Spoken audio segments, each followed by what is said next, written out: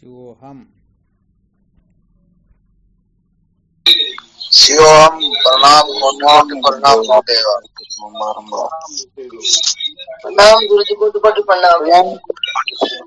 प्रणाम गुरु जी, आपके श्री चरणों में प्रणाम। शिवोहम। शिवोम गुरुदेव शिवोम। चरण स्पर्श प्रणाम।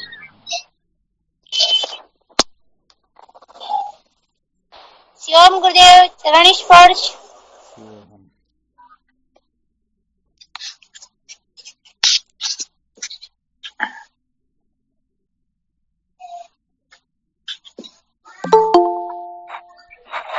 गुरुदेव चरणों में दंडवत प्रणाम। हरिओम। हाँ शिवोहम। क्या विषय चल रहा था अपना?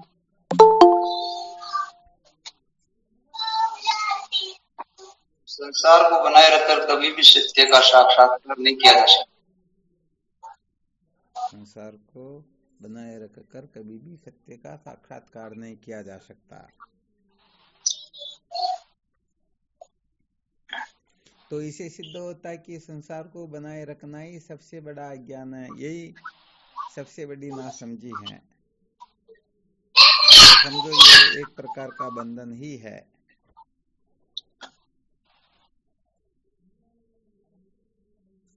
इससे कैसे छुटकारा प्राप्त किया जाए, इस बंधन और नासमझी से?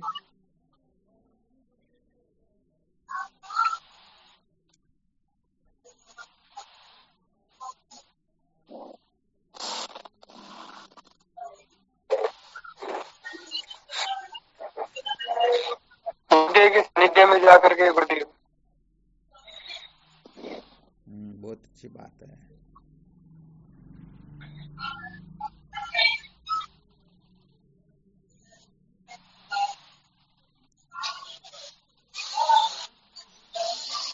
और कोई?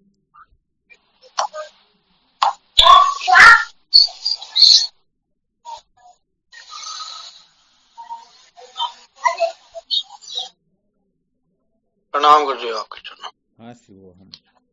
अपनी मन की कल्पनाओं को महत्व नहीं देकर संत महापुरुष व गुरुदेव व सृष्टि माता को महत्व देकर उनके अनुसार चलना। बहुत बहुत अच्छी बात है।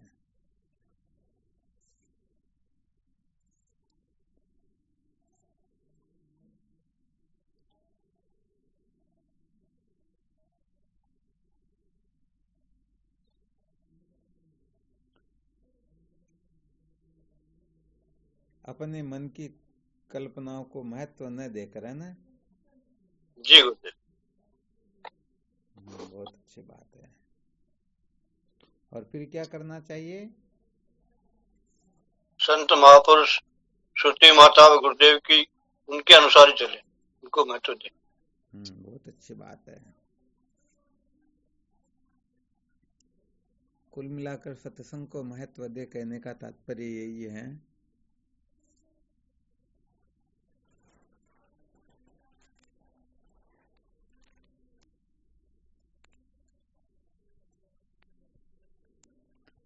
तो इसका मतलब ये हुआ कि मन को महत्व देने का नाम ही संसार है। जी गुरुदेव। या ऐसा भी कह सकते हैं कि मन की जो मान्यता है वही तो संसार है। जब मन की मान्यता संसार है तो मन कौन सा सत्य हो गया? ये भी तो संसारी हुआ ना। जी गुरुदेव। तो इसे तो ऐसा लगता है कि हम मन के चंगुल में फंस गए, उलझे हुए हैं,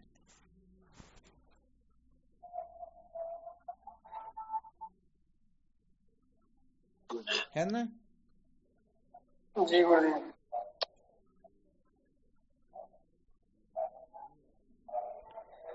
इस मन के चंगुल से छूटने का क्या उपाय है?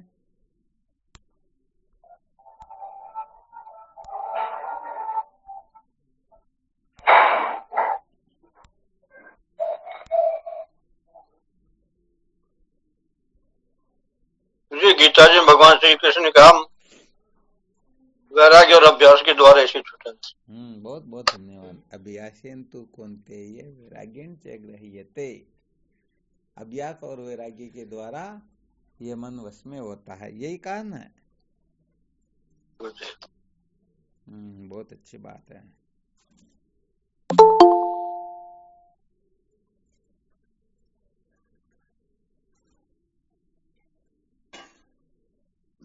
और कोई बताएंगे कुछ?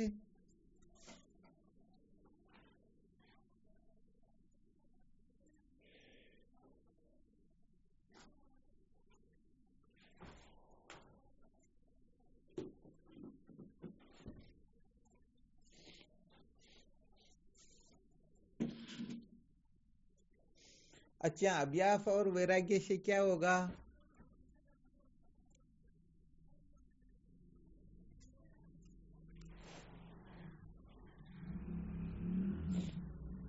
आवाज आ रही है?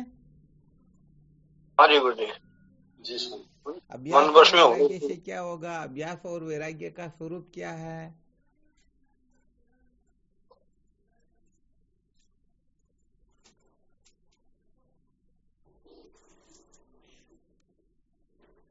प्रणाम स्वामी जी। हाँ शिवोहम।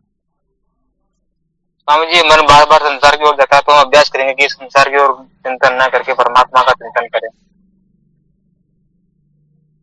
मन बार बार संसार की ओर जाता है ना। जी स्वामी जी। अब यहाँ पर अभ्यास किसको कहेंगे और वैराग्य किसको कहेंगे? अभ्यास यही करेंगे कि जब भी मन संसार की ओर जाता है तो इसको हम परमात्मा की ओर लगाने का प्रयास करेंगे स्वामी। और वैराग्य किसको कहेंगे?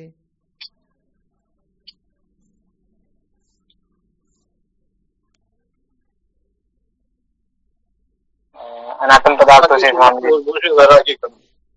क्या हुआ? संसार के समस्त भोगों से वैराग्य करना, उपराम होना।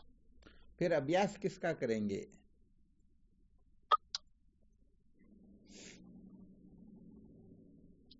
पर यहाँ पर दो बात बताई ना, अभ्यास और वैराग्य से मन वश में होता है। प्रणाम गुरुदेव आपसे। हाँ शिवोम, बोलो। अभ्यास गुरुदेव सत्संग का और वैराग्य अनात्म पदार्थ। सत्संग का अभ्यास कैसे करते, थोड़ा स्पष्ट करके बताओ देखिए। जैसे हमारा मन है अनादिकाल से सत्संग में लगता नहीं है, संतों के संग में, तो हम बार बार संतों के श्रीमुख से श्रवण करेंगे। तो श्रवण करने को अभ्यास कहते क्या?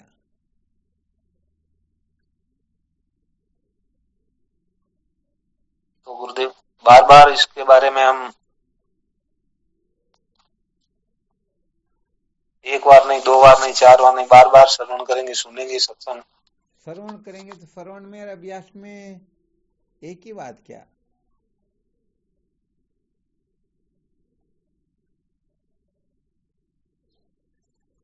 एक तो बार बार श्रवण करेंगे या सुने हुए का बार बार चिंतन करेंगे? सुने हुए का बार बार चिंतन करना, ये तो मनन होता है गुरुदेव।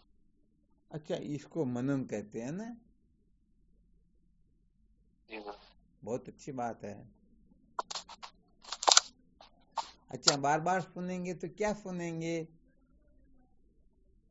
और अभ्यास और मनन में क्या अंतर है? अभ्यास मनन में गुरुदेव, मनन तो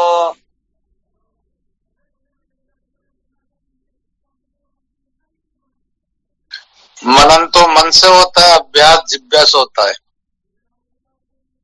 मनन तो मन से होता है। अच्छा, बहुत अच्छा। और अभ्यास?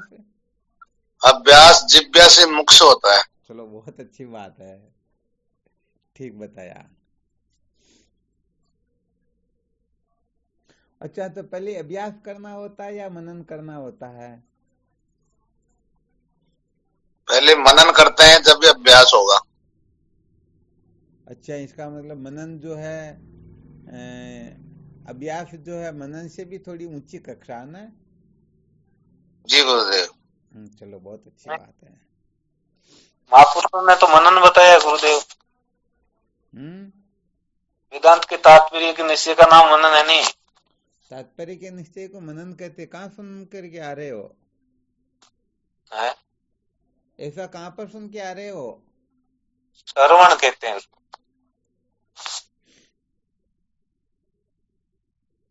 अरे भाई, अभी व्यवहारिक चर्चा चल रही है, इसलिए मोतीलाल जी कह रहे वो भी ठीक ही है। कोई जी गुरु। ज्यादा पढ़े लिखे हो, कोई कम पढ़े लिखे हो, तो फिर उनका भाव समझना होता। एक जगह पर क्या होता है कि कोई गांव का भोला व्यक्ति था और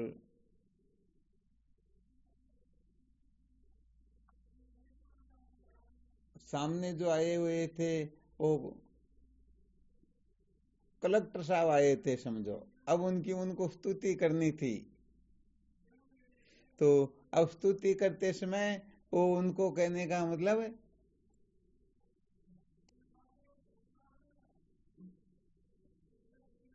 वो क्या बोलते हैं, पटवारी साहब आदि। अब वह कह करके उनको संबोधन करा और स्तुति कर रहा, तो ये उनकी स्तुति हुई क्या? नहीं हुई, परंतु भाव तो उनका वही है ना। वो तो सोच रहा भाई मैं तो सबसे ऊंची वस्तु कह रहा हूं।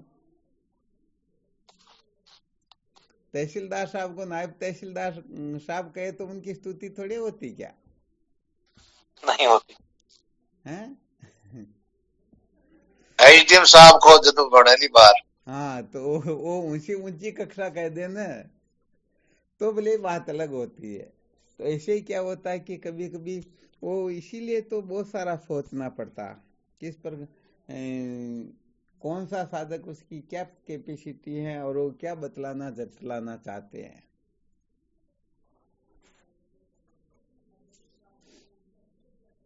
और बोलो, देखें अभ्यास और वैराग्य के बारे में। अभ्यास किसका करे और वैराग्य किससे हो?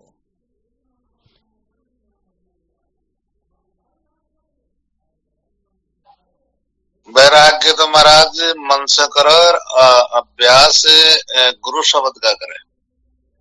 हाँ चलो, बहुत अच्छी बात। मन से अभ्यास करने का मतलब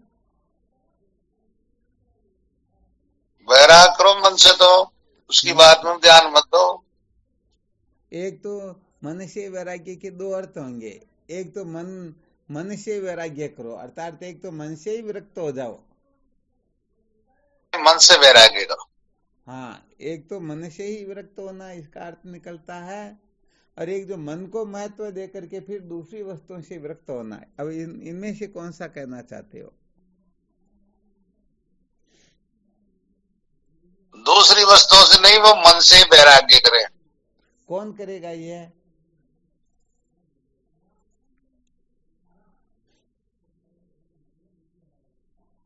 विरक्त तो ये मन होगा तभी काम चलेगा, या कोई और दूसरी वस्तु भी है जो वो विरक्त हो जाएगी?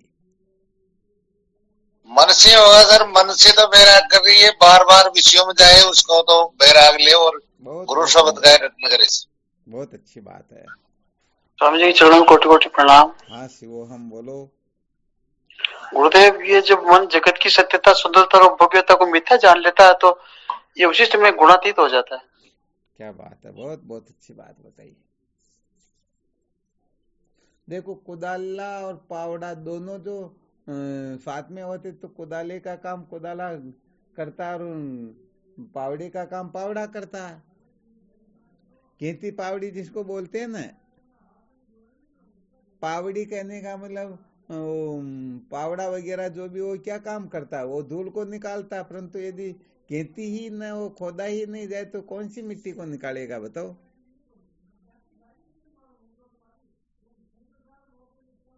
या हो सकता है क्या?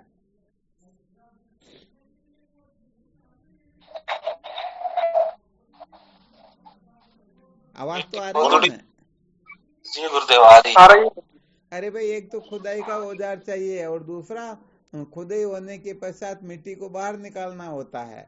जैसे गड्ढा खोद रहे तो खोदने का साधन चाहिए और मिट्टी को निकालने का साधन चाहिए।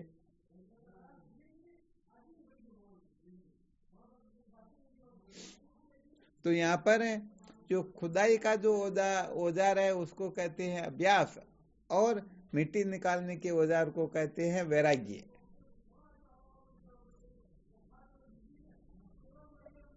आप बताओ देखें।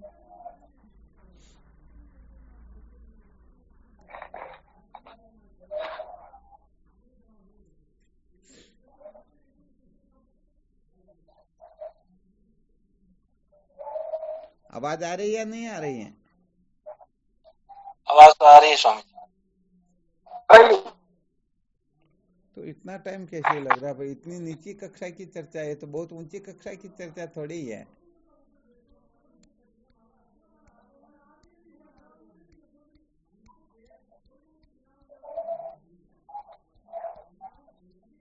समझ में नहीं आ रहा है इसका मतलब, है ना? जी गुरु। क्यों नहीं आ रहा? क्या चक्कर हो रहा? इतना संकेत कर दिया फिर भी समझ में नहीं आ रहा क्या? समझ में नहीं आया स्वामी जी, इसलिए। बहुत अच्छा, तब तो मौज करो और क्या।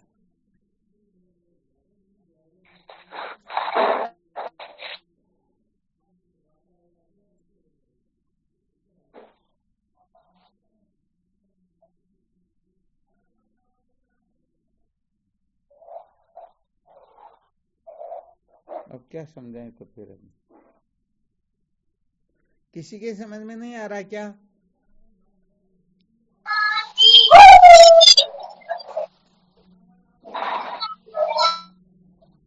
खुदाई का स्वामी जी यहाँ पर इनसे अभ्यास किसका करना, बात यह है।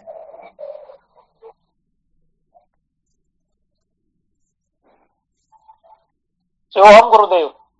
मन जो बार बार जा रहा है। अब उन दूसरों को बोलने दो, समझ में नहीं आ रहा तो सुनो पहले। हाँ बोलो हेमराज। जैसे कोई साधन भजन में लगे। हाँ बहुत अच्छी बात और है। शरीर तो साधना के लिए बैठा है, ठीक है। लेकिन मन है जो विषयों और संसार में जा रहा है, ठीक है। तो उसको बार बार संसार और विषयों से मोड़कर आत्मा की ओर लगाई, उसको तो कहते हैं अभ्यास। हाँ बहुत बहुत अच्छा। और वैराग्य हो गया संसार से दूर रहना और सिर्फ आत्मा या परमात्मा की ओर ही अग्रसर हो। हाँ, यहाँ पर अभ्यास और वैराग्य दो सूत्र है ना, इसलिए भाई अभ्यास करेंगे तभी तो विरक्त हो पाएंगे, तभी तो वैराग्य होगा। हाँ जब ही होगा। तो संसार और विषयों से विरक्त हो जाए वो वैराग्य हो गया। हाँ विरक्त होंगे, परंतु विरक्त कब हो पाएंगे? जब मन को बार बार साधना में लगाएंगे। हाँ बहुत अच्छी बात। अभ्यास करेंगे, उसका अभ्यास करेंगे, मन फिर भी संसार या विषयों की ओर दौड़ेगा, फिर भी वापस उसको घसीट कर आत्मा की ही ओर लगाएंगे, वो अभ्यास हो गया। बहुत अच्छी बात है, आपकी जगह पर भी अति उत्तम, बहुत अच्छी बात। और भी कोई साधक इसको थोड़ा वेदांत की दृष्टि से बताएं तो जिज्ञासा। शिवम गुरुदेव आपके श्री चरणों में बारंबार। हाँ शिवोहम। अभ्यास कहते हैं गुरुदेव, मैं सत हूँ, चित हूँ, आनंद हूँ, अस्थि भांति प्रिय हूँ। क्या बात है। और ये मन मेरा नहीं है, बुद्धि मेरा नहीं है, पंच तत्वों का शरीर मेरा है नहीं, पंचकोश का शरीर मेरा है नहीं, मैं इनसे न्यारा हूँ, मैं सच्चित आनंद स्वरूप हूँ। इसको अभ्यास कहते हैं गुरुदेव। और जैसे ही अभ्यास करते रहेंगे धीरे धीरे हम इनसे ऊपर उठते जाएंगे गुरुदेव, और वैरागी स्थिति में स्थित हो जाएंगे। शिवम गुरुदेव आपके श्री चरणों में। बहुत अच्छी बात, आपने बहुत अच्छा बताया। यहाँ पर क्या हो रहा है कि चक्कर ये पड़ रहा है कि अभ्यास जो है ना, भगवान कृष्ण ने इसका नाम अभ्यास लिखा, जबकि वेदांत शास्त्रों में इसको विवेक के नाम से संबोधित किया जाता है। अब तो कोई गड़बड़ नहीं रहेगी या फिर भी गड़बड़ रहेगी? नहीं रहेगी ना। तो ये आत्मा और अनात्मा का जो चिंतन होता है, नित्य नित्य का जो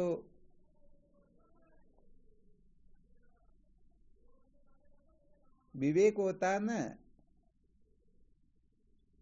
ये सारे के सारे विवेकों का यह समावेश कर लेना चाहिए, इन्हीं का अभ्यास करना चाहिए। जब तक हम किसी वस्तु की असलियत को नहीं जान लेते हैं तब तक वैराग्य होता ही नहीं। तो जब संसार की असलियत को जानेंगे तो संसार से वैराग्य होगा या नहीं होगा? होगा गुरुदेव, बिल्कुल अरे सत्य आपको जी। इसीलिए तो संकेत किया था कि पहले कुदाला चाहिए खोदने के लिए, जी गुरुदेव। और उसके बाद में उसमें से जो कचरा है उस कचरे को निकालने के लिए पावड़ा भी चाहिए। तो जी यहाँ गुरुदेव। पर असलियत को जो जानना होता उसी को विवेक कहते हैं। अब संसार की असलियत क्या है? साधकों की दृष्टि में, साधकों की दृष्टि में ये संसार दुख रूप है, असार है। जी गुरुदेव। जिज्ञासुओं की दृष्टि में ये संसार अनित्य आदि है। जब इस प्रकार से मंथन करेंगे, विचार करेंगे, तो अनित्य से वैराग्य होना चाहिए या नहीं होना चाहिए? होगा गुरुदेव, बिल्कुल सत्य है जी। हाँ, अनित्य से फिर वैराग्य होगा, परंतु पहले अभ्यास करेंगे तभी तो वैराग्य कर पाएंगे। जी गुरुदेव, समझो, बिल्कुल यदि सत्य है हम जी। अभ्यास ही नहीं करेंगे, दो मिली हुई वस्तुओं के बारे में चिंतन नहीं करेंगे, इसमें क्या ठीक है क्या ठीक नहीं है, इनका जी गुरुदेव। प्रतीकीकरण करने की अपने में सामर्थ्य नहीं होगी, असलियत को समझने का फॉर्मूला यदि नहीं होगा, तो फिर किसको त्यागना, हम किसको त्याग देंगे? जी गुरुदेव। तो भाई ये फॉर्मूला नहीं का। हाँ बिल्कुल बोलो।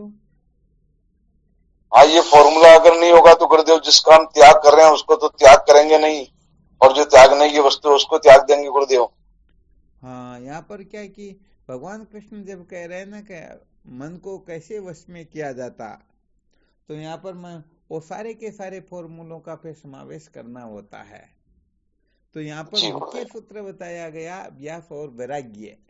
अब अपन किस कक्षा के साधक है, उस जगह पर अभ्यास और वैराग्य दोनों ही सार्थक हो जाएंगे। दोनों को किस प्रकार से हमें समझना है, जय हो गुरुदेव। जिज्ञासुओं को कैसे समझना, जिनको अदृढ़ अप्रोक्ष ब्रह्म ज्ञान हुआ उसको अभ्यास और वैराग्य को कैसे समझना, सबकी कक्षाएं फिर अलग अलग हो जाएगी, परंतु अभ्यास और वैराग्य की आवश्यकता उनको भी तो है ना। जी गुरुदेव, बिल्कुल है। बारंबार जैसे धर्म की कक्षा में कोई बैठा तो यहाँ पर भी अभ्यास और वैराग्य की आवश्यकता है। अधर्म से छूटने के लिए भी, अधर्म के द्वारा हमें क्या प्राप्त होता उसके फलों का बार बार चिंतन करे, धर्म के द्वारा क्या प्राप्त होता उसके फलों का चिंतन करे। ऐसा जब हम चिंतन करेंगे तो धर्म श्रेष्ठ रहेगा, अधर्म निकृष्ट हो जाएगा। तो इस अधर्म को छोड़ने का नाम वैराग्य है, और धर्माधर्म के बारे में अच्छी तरह से जानकारी प्राप्त करें, यह अभ्यास हो गया एक प्रकार का। जी गुरुदेव, जय हो कुल आप। मिलाकर के आत्माभ्यास से ही तो ये देह का अभ्यास छूटता है। हीरे से हीरे को काटा जा सकता है। जी गुरुदेव। हाँ, हीरा काटने के लिए हीरा ही चाहिए, और दूसरी वस्तु से हीरा कटता नहीं। जी तो यहाँ पर ये देह का जो अभ्यास है ये आत्माभ्यास से ही तो कटेगा। जी गुरुदेव। तो बस इसका खूब मंथन करे, खूब मंथन करे, और इसके मंथन के लिए भगवान कृष्ण ने 13वें अध्याय के अंतर्गत 7वें श्लोक से लेकर के 11वें श्लोक तक 20 सूत्रों के अंतर्गत ज्ञान के साधन बताए हैं। जी गुरुदेव। किस किस को याद है ये 20 सूत्र?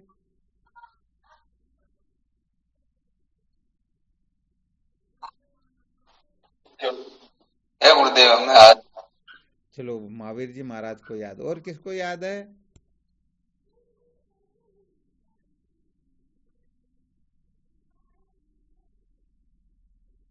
बाकी तो शायद याद क्यों करे, ये तो जीवन में उतार के इन लोगों ने तो। नहीं गुरुदेव, याद तो है। क्या हुआ? याद तो है वैसे। तो फिर बोलने में दिक्कत क्यों आ रही? नहीं, याद तो है। हो सके कोई एक आध जो कोई आगे ला रही हो तो अलग बात, और याद तो है। ये बात, चलो कोई बात नहीं। और किसको याद है? स्वामी जी। 3 संत हो गए, 3 को याद है। बाकी गुरुजी आज मत पंडे पूछो ही कौन। चलो कोई बात नहीं, आपके लिए अब भेज देंगे। अरे ये तो बहुत बार ग्रुप में भी भेजे जा चुके हैं सूत्र तो। मुझे क्रम से याद नहीं है। चलो बहुत अच्छी बात है।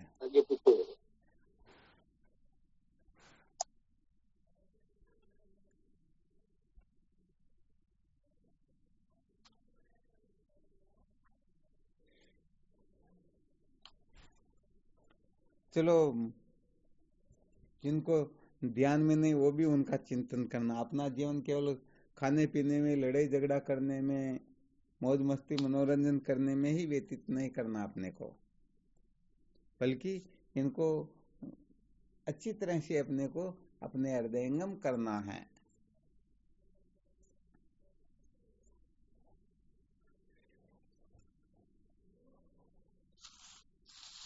बोल के दिखाओ, देखिए पहला सूत्र कौन सा है? श्रेष्ठता या अभिमान का अभाव। श्रेष्ठता के अभिमान का अभाव। बड़ा गजब का सूत्र है ये। सबसे पहले भगवान ने रखा क्योंकि यही सबसे ज्यादा खतरनाक है।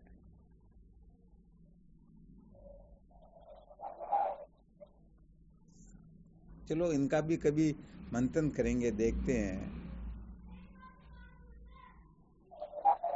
तो यहाँ पर अभ्यास के बारे में थोड़ा बहुत समझ में आया क्या?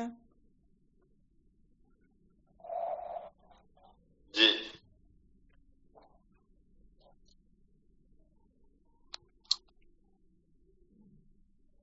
इन सूत्रों को जो बताया गया गुरुदेव, इनका बारंबार, हाँ, इन सूत्रों में वो अभ्यास की बहुत सारी प्रक्रियाएं आई हुई हैं। जैसे समझो श्रेष्ठता के अभिमान का अभाव, तो यहाँ पर अपने को श्रेष्ठ तो बनना है, परंतु श्रेष्ठता के अभिमान का त्याग करना है।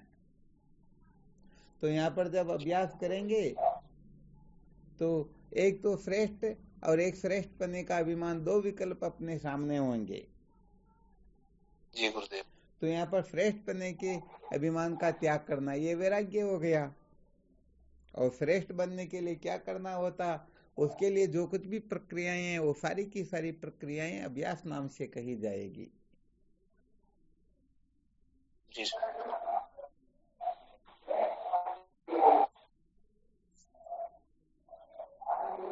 हाँ, वैसे देखा जाए तो भगवान शंकराचार्य जी महाराज मन एवं मनुष्याणाम कारण मंद मोक्षयो बंधाय विषयासक्तम मुक्ते निर्विषयम मन। मन ही मनुष्यों के बंधन और मोक्ष का कारण होता है। तो ये बंधन का कारण कैसे होता है और यही मुक्ति का कारण कैसे हो जाता है? जैसे जहर का भी यदि कोई सदुपयोग करे तो वह भी अमृत का काम करता है, और अमृत का भी यदि कोई दुरुपयोग करे तो वह भी जहर का काम करता है। तो बस ऐसे ही अपने को इसके बारे में चिंतन मनन करना है। सत्य बात तो यह है कि मन के कारण ही सारा का सारा गड़बड़ घोटाला होता है। प्रश्नोत्तर मणि रत्नमाला नामक ग्रंथ में भगवान शंकराचार्य जी महाराज ने मन को बहुत बड़ा ये गड़बड़ घोटाला करने वाला बताया। और ये मोक्ष भी मन के ही अधीन है, समझो एक प्रकार से। किसके अधीन है मोक्ष? मन के। प्रश्नोत्तर मणि रत्नमाला कभी पढ़ी क्या? स्वामी जी 2-4 वर्ष पहले पढ़ी कोई बात नहीं, फिर भी थोड़ा बहुत ध्यान में आ रहा है क्या मोक्ष किसके अधीन है? और उत्तर बताया जाता है मन के। तो मन माने तो बंध और मन माने तो मोक्ष है। जी गुरु। तो कुल मिलाकर के मन बुद्धि में ही तो परिवर्तन करना होता। सारा गड़बड़ घोटाला इनके अंतर्गत ही तो है। और गड़बड़ घोटाला है कहाँ पर?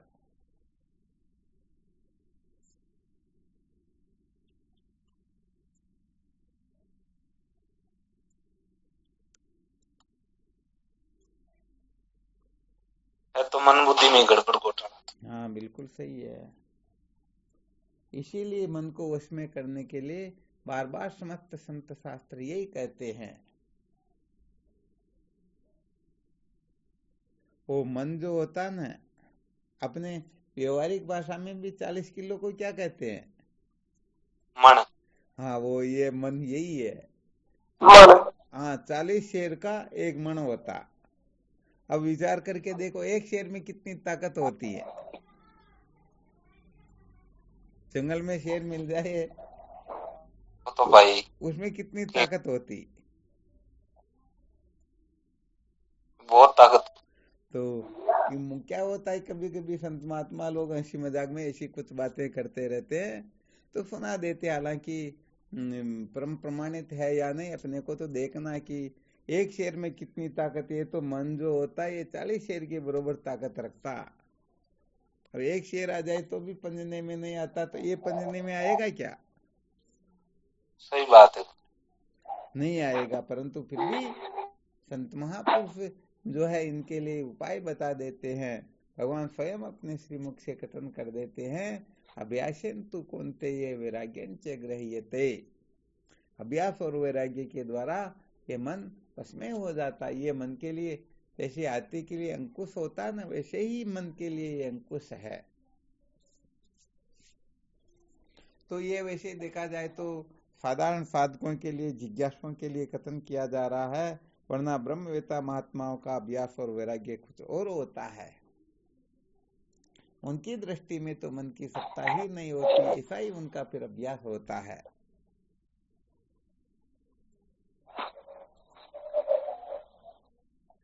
तो हालांकि ये बहुत उत्तम कक्षा का है, परंतु कोई ये देख ले हम तो सबसे उत्तम कक्षा का अभ्यास करें तो उसके लिए पावर भी थोड़ा अपने पास होना चाहिए, है या नहीं? और तो चाहिए। हाँ, इसलिए पहले कुछ अभ्यास अपने को कर लेना चाहिए, ताकि हाँ ज्यादा ऊपर जा करके नीचे गिरे तो फिर शायद हाथ पैर भी शायद रहे, और ऐसे चलते हुए गिरे तो हाथ पैर ज्यादा तो नहीं टूटेंगे। इसलिए बहुत ऊंची कक्षा का जो अभ्यास है ये तो आगे आगे जैसे जैसे अपने को स्थिति प्राप्त हो वैसे वैसे अभ्यास बढ़ता रहता है। तो पहले मन की सत्ता स्वीकार करके इस मन के द्वारा किस किस कचरे को हटाना होता है उस कचरे को हटाओ और फिर मन को हटा देंगे। कांटा ही नहीं निकला और कांटे को फेंक दिया तो कांटा निकाल पाएंगे क्या? नहीं निकाल पाएंगे। हाँ, इसलिए पहले इसकी आवश्यकता होती है।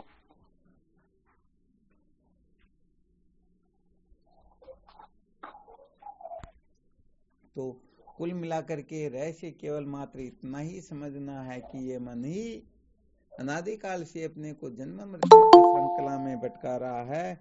इसके सिवाय ऐसी कोई वस्तु है ही नहीं जो अपने को पतन की ओर ले जाए, अपने को दुखी करवा दे, अपने को जन्म मृत्यु की श्रृंखला में भटकवा दे। तो ये सारा का सारा काम मन का ही है। सत्य कहा जाए तो ये बात ठीक तरह से कोई नहीं समझेंगे तो ये मन उनका शत्रु हो जाएगा, और ठीक तरह से समझ लेंगे तो मन उनका मित्र हो जाएगा। तो ऐसा जो ये मन है जो हमें संसारारण्य में उलझाता ही आ रहा है, ऐसा मन यदि अंतर्मुख होता है, समझ जाता है, विषय में से हट जाता है, अपने को धन्य बनाने में पूर्ण रूप से योगदान देने लगता है, तो इसके मूल में होती है संतों की सत्संग, संतों का सानिध्य। क्योंकि संतों के संग के बिना कभी भी ये मन हटने वाला है ही नहीं। संत महापुरुषों की कृपा से ही अभ्यास और वैराग्य का रहस्य समझ में आता है, और हम उन साधनों का आश्रय लेकर के इस मन पर विजय प्राप्त कर लेते हैं। यही होगा ना? जी गुरुदेव। इसलिए अच्छी तरह से निश्चय कर लेना, यदि हम मन को महत्व दे रहे हैं तो हम संसार को बनाए रखना चाहते हैं, और संतों को महत्व दे रहे हैं तो सचमुच में हम सत्य का साक्षात्कार करना चाहते हैं। ये इतना ही अंतर होता है कि सत्य के साक्षात्कार के लिए हम कटिबद्ध है, अथवा ऐसे ही मौज मस्ती मनोरंजन के लिए संसारारण्य में भटके हुए हैं। क्योंकि मन तो कहेगा क्यों संतों के संग के लिए अपने को प्रवृत्त थोड़े करेगा। ये तो सोचता है कि यदि वहां गया तो फिर मेरा पता ही नहीं रहेगा, मेरे को तो जला करके भस्म कर देंगे।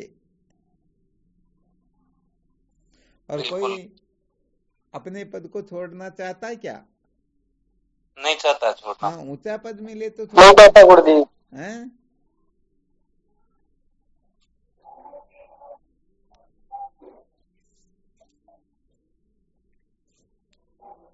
कहते नहीं चाहते हैं। हाँ, बिल्कुल सही बात है। इसलिए ये मन सोचता है कि यदि इस तरफ लग गए तो फिर अपना क्या होगा, इसलिए ये इस तरफ अपने को लगने ही नहीं देता।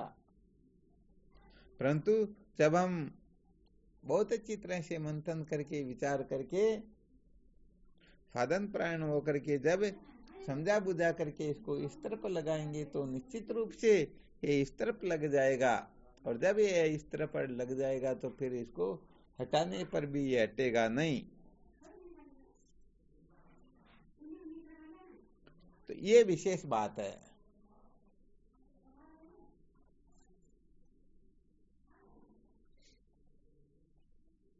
तो सबसे अधिक जो चिंतन है इस मन के बारे में ही करना चाहिए। ये मन ही सब कुछ गड़बड़ घोटाला करने वाला है।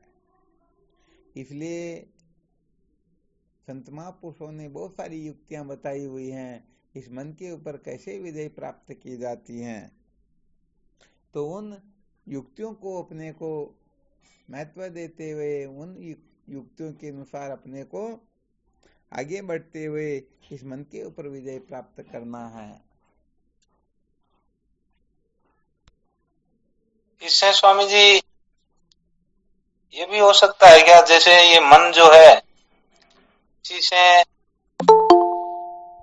सानिध्य संतों के सानिध्य में या ईश्वर के भजन में लगाना ये अभ्यास हुआ, और जिस तरफ ये मन चिपका हुआ उस तरफ से हटाने का नाम वैराग्य हुआ। वापस बोलो एक बार। जैसे ईश्वर की ओर लगाना ये अभ्यास हुआ और भोगों की ओर से हटाना ये वैराग्य हुआ। हाँ, कुल मिलाकर के बात ये है ना, जब असलियत समझ में आती है ना तो निश्चित रूप से न चाहते हुए भी एक तरफ से ये हटेगा और एक तरफ ये लगेगा ही लगेगा। ये बिल्कुल पक्की बात है। जैसे भूख लग रही हो जी गुरुदेव, तो चित्र के ऊपर जो अनेक प्रकार के पकवानों के चित्र बने हुए हैं, इससे भूख मिट सकती है क्या? नहीं मिट सकती। नहीं मिट सकती है ना। नहीं मिट अब सकती। जिनको मनोरंजन करना हो उनकी बात अलग है, परंतु सचमुच में भूख लग रही हो तो चित्र के ऊपर जो कितने भी अच्छे से अच्छे पकवान क्यों ना हो फिर भी वह उसकी ओर देखेगा भी नहीं, क्योंकि उस ओर देखेगा तो उसकी भूख और बढ़ेगी। जी बिल्कुल। तो समझो एक तो पूरी जो दीवार है उस पर अच्छे से अच्छे पकवानों के चित्र बना रखे और पास में जो अलमारी है उसमें 7 दिन की सूखी रोटी पड़ी हुई है। अब सचमुच में यदि भूख लग रही तो वह 7 दिन की सूखी रोटी की ओर प्रवृत्त होगा या पकवानों की ओर, चित्र पर बने हुए पकवानों की ओर? फिर तो रोटी की ओर ही होगा। तो बस हाँ, ये पक्का है कि जब 2 विकल्प उपस्थित होते हैं ना तो उसमें जो ठीक होता है उसी को वह ग्रहण करता है और जो ठीक नहीं होता है उसका वह त्याग कर देता है।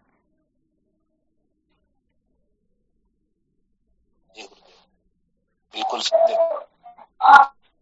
ये तो एक मूर्ख से मूर्ख भी जानता है। हाँ बिल्कुल बिल्कुल, क्योंकि जीव मात्र जो है सत्य की ओर ही तो प्रवृत्त होते हैं। तो जब हम मंथन करेंगे, अभ्यास करेंगे, इस रहस्य को समझेंगे, 2 वस्तुएं हैं, एक तो संसार और एक परमात्मा। संसार दुख रूप है, परमात्मा आनंद रूप है। जब 2 को अच्छी प्रकार से विश्लेषण करके समझ जाएंगे तो फिर हम संसार की ओर प्रवृत्त होंगे या परमात्मा की ओर? तो परमात्मा की ओर ही होंगे। हाँ, परमात्मा की ओर ही होंगे, ये तो बिल्कुल पक्की बात है।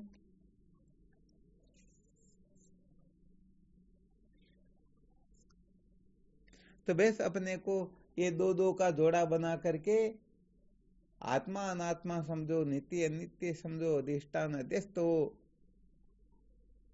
दृष्टा दृश्य कारण कार्य ज्ञाता ज्ञेय, ये जितने भी द्वैत रूपी विकल्प है ना, इनमें से अच्छी तरह से मंथन करके फिर निर्णय लेना चाहिए कि क्या ठीक है क्या ठीक नहीं है। जो ठीक होगा उसकी ओर प्रवृत्ति स्वतः हो जाएगी, और जो ठीक नहीं होगा वहां से सचमुच में वैराग्य हो जाएगा। तो जब ये रहस्य हम समझेंगे, संसार दुख रूप है, परमात्मा आनंद रूप है, तो न चाहते हुए भी संसार से विरक्त होने लगेंगे और न चाहते हुए भी परमात्मा की ओर प्रवृत्त होने लगेंगे, क्योंकि सत्य की ओर ही हमारी प्रवृत्ति होती है। जी गुरुदेव, बिल्कुल। हाँ, ये विशेष बात है। परंतु मंथन करेंगे तब, जी गुरुदेव, बिगर मंथन करेंगे तभी तो हो पाएगा ना। जी गुरुदेव। हाँ, तो इसके लिए खूब अभ्यास करो, खूब कहने का मतलब असलियत समझने की चेष्टा करो कि वास्तव में ठीक क्या है, ठीक क्या नहीं है।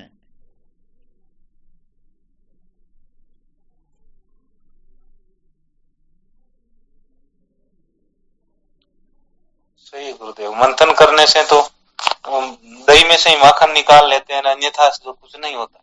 हाँ, बिल्कुल सही है। मंथन का मतलब बार बार चिंतन करना, आत्मा अनात्मा का बार बार चिंतन करो, इनकी असलियत को समझने की चेष्टा करो। जब असलियत को समझेंगे तो पता लग जाएगा कि ये ठीक है और ये ठीक नहीं है।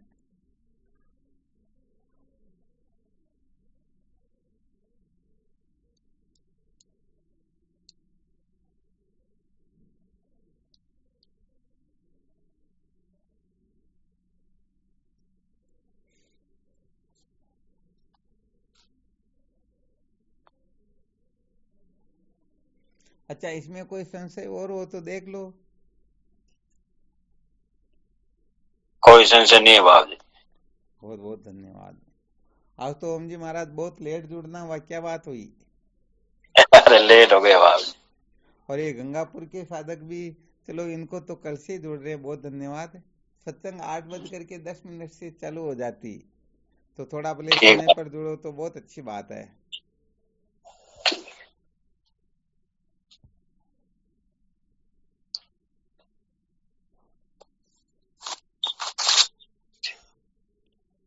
वैसे देखा जाए तो कहते हैं ना, एक घड़ी आदि में पुनियाद, तुलसी संत साधु की अरे कोटि अपराध। वैसे देखा जाए तो पल भर की सत्संग भी कहने का मतलब जीवन को धन्य बना देती हैं। इसलिए समय नहीं मिलता हो तो चिंता भी नहीं करनी चाहिए, जब भी समय मिले तब जुड़ जाना चाहिए, और समय मिले तो लापरवाही भी नहीं करना चाहिए, क्योंकि पल भर की सत्संग भी सचमुच में बड़ी विलक्षण होती है। समझो इस सृष्टि पर कोई एक ऐसी गुफा है जिस गुफा में सृष्टि के उत्पन्न होने के बाद में प्रकाश हुआ ही नहीं, तो 2 अरब से अधिक वर्षों से वहां अंधकार रह रहा है। अब वहां जाकर के यदि हम तीली जलाए, टॉर्च जलाए, तो अंधकार कहेगा क्या? हम 2 अरब वर्ष से यहाँ रह रहे हैं, हम यहाँ से नहीं निकलेंगे। जय हो जय हो जय हो। उसी क्षण निकल जाएगा। हो पाएगा ना? नहीं रुक पाएगा गुरुदेव, उसी क्षण निकल जाएगा तत्काल। हाँ, उसके कहने से काम थोड़ी चलता, वो एक क्षण भी वहां टिक नहीं पाएगा। बिल्कुल बिल्कुल। तो ऐसे ही ये ज्ञान रूपी अंधकार या ये मन पता नहीं कैसा क्यों नहीं हो रहा है, परंतु सत्संग के द्वारा हाँ, ये पल भर में भी उस ओर से हट करके इस ओर लग जाता है। परंतु संग हो तब, संतों का संग हो तब, बिना संतों के संग के हाँ ये कभी भी हटता ही नहीं।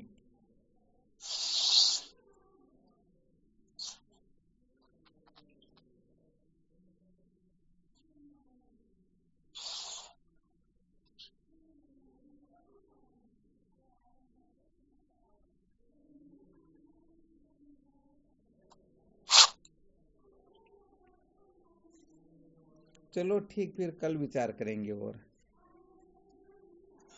हाँ, कभी कोई प्रश्न भी थोड़ा विशेष रूप से रख करके तैयार रखा करो, ताकि उस पर भी थोड़ा चिंतन मनन कर सके। जो कुछ भी सुन रहे हो या पहले जो कुछ भी सुना उसके बारे में कहीं पर भी किसी प्रकार का संशय आदि हो तो क्या कि इतने संतों और साधकों के बीच में जब चर्चा होती है तो उसका और थोड़ा विशेष रूप से निरूपण करना होता है। जय हो गुरुदेव। आप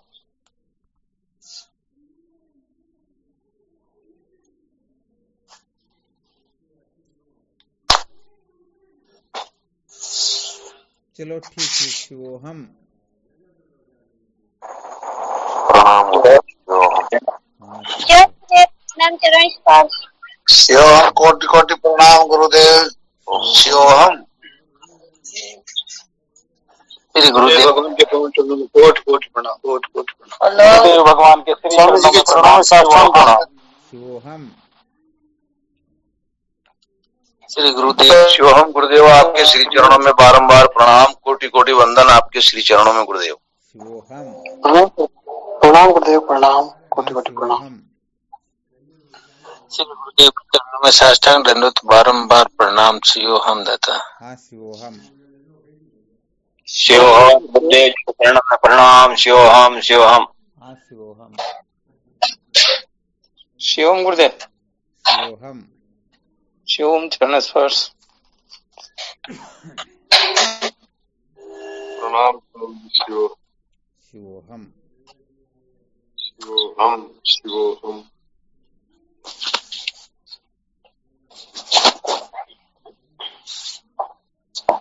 प्रणाम स्वामी जी, आपके श्री चरणों में बारंबार जय हो, आपकी जय हो गुरुदेव, जय हो। शिवोहम।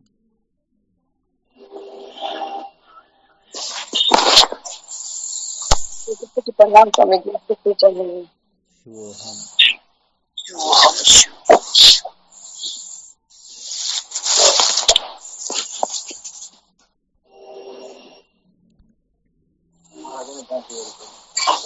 स्वामी जी के श्री चरणों में साष्टांग दंडवत प्रणाम। शिवोहम। शिवोहम।